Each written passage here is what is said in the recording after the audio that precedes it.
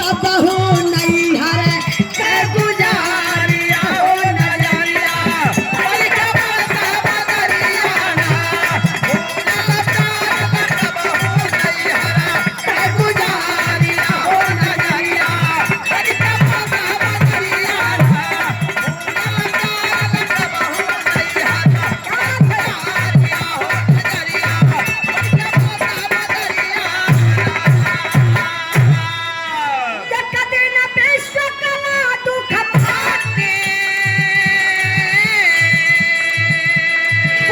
विश्वकर्मा से पानी सैया बजया चक्र बना के विष्णु इंद्र के जाके हमारे भाई बाप का कैला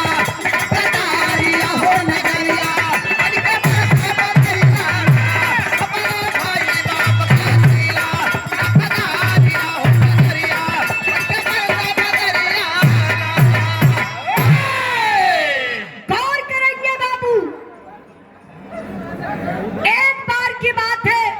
विश्वकला जी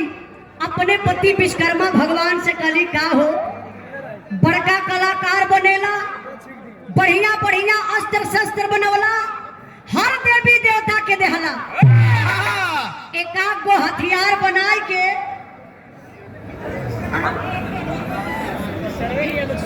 अली की सुना बड़का कलाकार हुआ बढ़िया बढ़िया अस्त्र शस्त्र बनवला हर देवी देवता के देहला एकागो हथियार बनाए के हमके दे देता हमार भाई बाप ले लेते नैहरे में तो बड़ा हमार सम्मान बढ़ जाता विश्वकर्मा भगवान तमतमाई के बैठ गई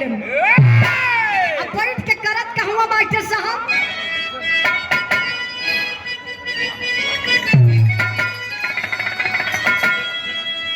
सची कहो